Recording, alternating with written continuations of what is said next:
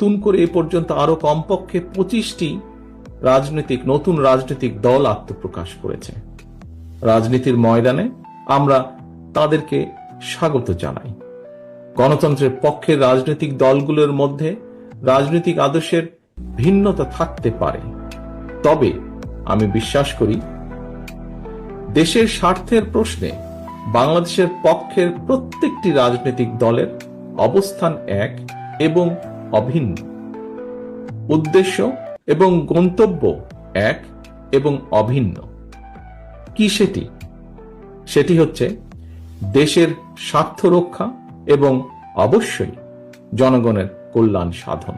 বাংলাদেশের গণতান্ত্রিক আমি জনগণ আজ জানতে চায়, সংবিধান লঙ্ঘনের দায় অভিযুক্তদের আগামী দিনের রাজনীতিতে অপ্রাসঙ্গিক করে দিতে অন্তর্বর্তীকালীন সরকার কি পদক্ষেপ গ্রহণ করেছে বা নিয়েছে।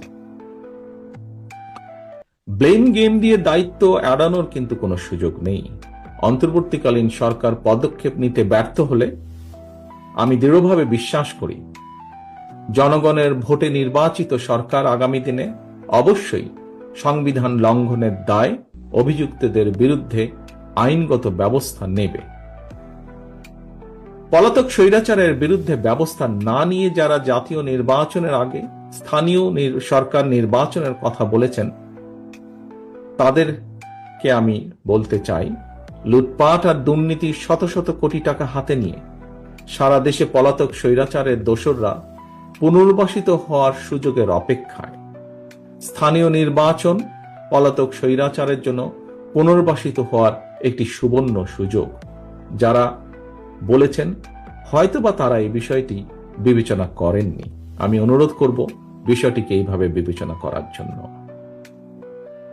রাজনৈতিক দলগুলোকে অবজ্ঞা এবং জনগণ রায়কে অবহেলা করে বিরাজনীতিকরণকে উৎসাহিত করা হলে সেটি শেষ পর্যন্ত গণতন্ত্রকেই ঝুঁকির মধ্যে কিন্তু ফেলে দেবে।